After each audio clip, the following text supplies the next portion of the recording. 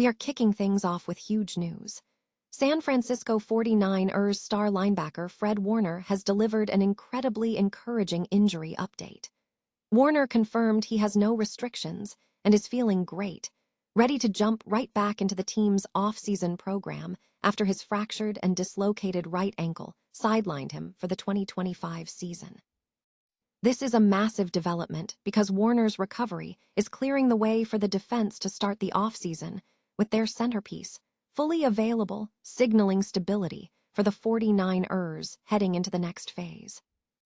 Never get caught with a dead phone again. This INIU portable charger is compact, travel-friendly, and gives you fast 45-watt charging with a built-in USB-C cable, so there's no need to carry extra cords. With 10,000 mAh power, it's perfect for busy days, trips, emergencies, or anytime your battery drops too low. Grab yours on Amazon through the link in the comments before your phone hits 1%. Next up, we look at the future of the 49ers draft strategy.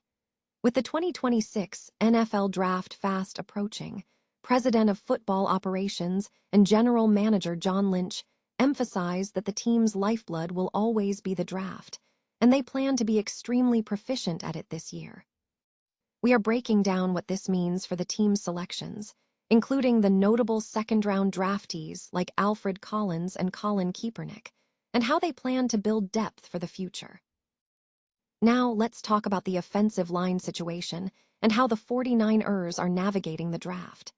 The team has solved a major issue with star left tackle Trent Williams, securing a massive 2-year, $50 million extension through 2027. This leaves the big question: what is the 49ers doing in the NFL draft? Insider Larry Krueger suggests they are not going for another tackle, but are looking to add powerhouse guard options like Chase Bisontes or Keelan Ruddle to help Trent Williams succeed. And finally, a massive shakeup on offense. Brock Purdy spoke publicly for the first time about the 49ers signing Mike Evans, and his reaction was pure excitement. Purdy admitted he was shocked but thrilled, saying he can now throw to Evans and is ready to go to war with him. This move instantly gives the 49ers a lethal passing offense, addressing the void left by Brandon Ayuk, and it's a huge boost for Purdy's confidence as they look to dominate this season. Stay with us for more breaking news. San Francisco 49ers star linebacker Fred Warner has provided an encouraging injury update, confirming he has no restrictions and is fully cleared to return to the team's off-season program following a fractured and dislocated right ankle that ended his 2025 season. Warner stated he is feeling great and ready to jump right in. This development is significant because the injury was severe, and expectations suggested he would miss the remainder of the year. Warner's swift recovery has positioned him for a potential late-season return, though he ultimately did not play in the divisional round loss to the Seattle Seahawks. Warner emphasized that his return is characterized by a normal off-season training schedule. He noted that being cleared without limitations allowed him to train as he normally would, bypassing an initial focus on rehabilitation. That's honestly during the practice kind of gave me all the confidence in the world to really attack training during the off-season, not having to start from doing rehab and everything, just going from ground zero, building up just like I would any other off-season, Warner explained. This clarity contrasts with earlier speculation. Warner had previously indicated he was ahead of schedule and targeting a potential NFC title game return. His current statement provides definitive confirmation that his recovery has carried cleanly into the spring. Warner's health is crucial for the 49ers, as he is not only their top linebacker, but also a central organizer responsible for communication, alignment, and tone in the middle of the field. His full availability provides the defense with a stable foundation as they integrate off-season installs and manage roster changes. Furthermore, Warner's update coincides with the return of Dre Greenlaw to the 49ers after spending last season in Denver. Warner expressed enthusiasm about the reunion, stating, "He FaceTimed me and said, 'Man, I'm coming back.' Of course, I couldn't wipe the grin off my face." This pairing of Warner and Greenlaw is seen as a key component for the 2026 season. While Greenlaw's injury history requires monitoring, Warner's full clearance removes a major variable. The update was notable for its lack of ambiguity. When asked about future restrictions, Warner simply confirmed, "No restrictions. Yep." For the 49ers, Warner's return to full participation marks one of the most important developments of the early offseason, signaling a strong starting point for the defense as they prepare for the upcoming season. The San Francisco 49ers are gearing up for the 2026 NFL Draft, with the team focusing on acquiring impactful players, particularly in the second round. The franchise is scheduled to make a single selection at pick number 58 in the second round. John Lynch, the president of football operations and general manager, emphasized the team's commitment to the draft, stating, "Our lifeblood will always be the draft, and we want to be very proficient at that as well. We've got to hit on that each and every year." The 49ers have a total of 6 selections planned for the draft, including 4 in the 4th round on Saturday, April 25th.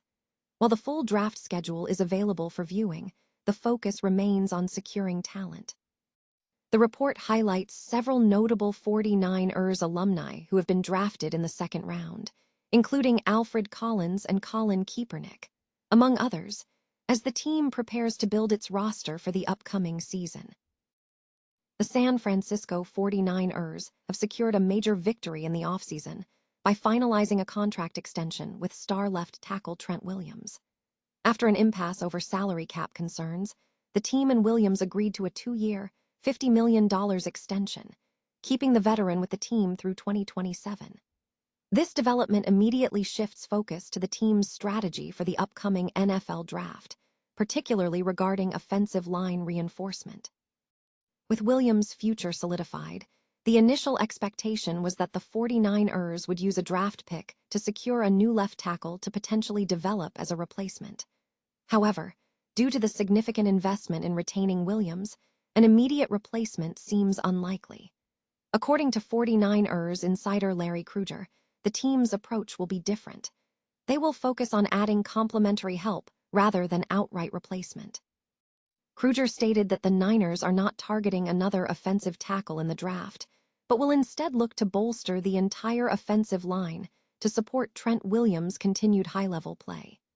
He specifically suggested targeting powerhouse guards, naming Chase Bisontes from Texas A&M or Keelan Rutledge from Georgia Tech as ideal additions at the 27th overall pick. Williams has been instrumental in making the 49ers' offensive line formidable since joining in 2020. Adding depth on the line could elevate the offense further. While offensive line help is a priority, the 49ers still have other options in the first round, including wide receivers or defensive backs. Given the team's historical success with later-round picks, such as George Kittle and Brock Purdy, the organization may opt to trade first-round picks for developmental talent, aiming to build a longer window for contention. The San Francisco 49ers have made a surprising move by signing wide receiver Mike Evans, a signing that has generated significant excitement within the organization, particularly for quarterback Brock Purdy. Initially, speculation suggested Evans was seeking a final payday as a free agent, but he ultimately opted for the 49ers, prioritizing the right fit over maximum compensation. George Kittle is credited as a key factor in the signing, and he is reportedly the most enthusiastic player on the team regarding the addition. Speaking publicly for the first time about the acquisition, Purdy expressed genuine enthusiasm. He described his reaction to the signing as disbelief, stating, "I was working out, I think at George's place maybe. I got the news that we just signed Mike Evans, and I was like, you've got to be kidding me." Purdy further emphasized the significance of the signing, noting that seeing Evans in a jersey in Kittle's weight room was exciting. He acknowledged Evans' career achievements, including his 1,000-yard seasons with quarterbacks like Tom Brady and Baker Mayfield, calling it an honor to be able to throw to him and expressing eagerness to compete. Beyond addressing a need for a stronger receiving core, the signing was crucial for Purdy's offensive effectiveness. With Brandon Ayuk departing, the 49ers lacked a dominant, number one receiver for Purdy to rely on, which hampered the passing offense's ability to succeed against tough defenses. Furthermore, Purdy has been struggling with masked defensive schemes and facing personnel issues, including an injury to Ricky Pearsall. Evans is seen as the solution, providing the reliable, dominant receiver necessary to transform the 49ers' passing game into a lethal weapon. Evans was considered the best available free agent, and his decision to join the team underscores a commitment to fit over financial incentives, injecting much-needed excitement and offensive firepower into the 49ers' future.